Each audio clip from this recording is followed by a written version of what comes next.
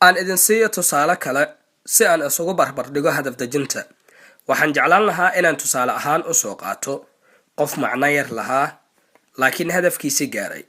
Qofkii nolosheeda bedelay, kana bedelay dhakhtarka jirka oo iga dhigay dhakhtarka nafta. Waadna taqaanaan magaca shakhsigaas, waana Sheekh Axmed Diidaat.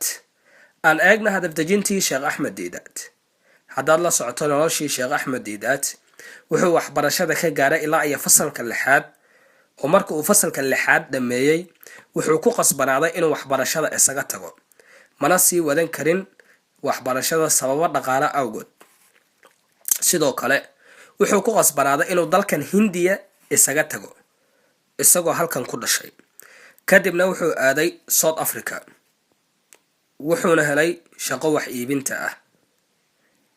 Wuxuu ka shaqaynayay dukaan alaabta guriga lagu iibiyo. Intuu South Africa joogay, waxaa si joogto ah u waabsan jiray ama u weerari jiray kiristankii diintooda faafin jiray oo dhihi jireen Islaamku waa diin aan waxba tarayn, waa diin naxariis daran. Waxay weerari jireen Islaamka si ay u waabsadaan.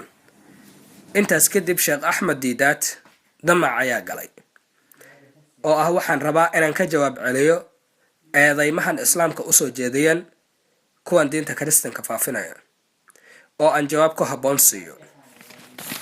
Bal qiyaas nin waxbarashada fasalka 6 ka gaaray, laakiin dabcan wuxuu lahaa iimaan iyo han sare. Wuu dadaalay, wuxuuna helay buug jaalay qolbus ka buuxdo. Wuxuu soo qaatay buugga magaciisa la yiraahdo Izhaarul Xaq oo uu qoray Mawlana Raxmatullaahi Karanaawi.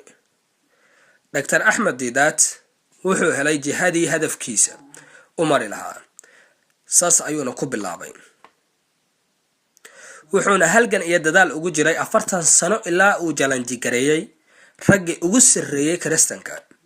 Bal qiyaas nin fasalka 6 uu waxbarashada ka gaaray oo soo halgamay 40 sano kadibna jalanji gareeyay raggii ugu sarreeyay kiristanka.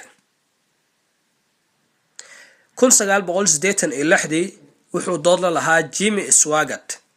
Xilligaasna 80madii Jimmy Swaggart wuxuu ahaa qofka koowaad ee ugu caansan qolooyinka kiristanka ee diintooda difaaca.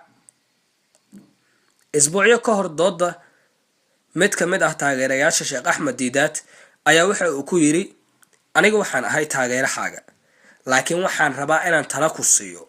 Ninkan Jimmy Swaggart ah waan aqaan, aad baan u garanayaa.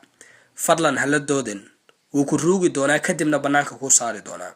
Bal qiyaas taageere Sheekh Axmed Diidaat ayaa wuxuu ku waaninayaa hala doodin Jimmy Swaggart, wuu ka badin doonaaye. Hadda waa ninka ugu sarreeya ee qolooyinka diinta kiristanka difaaca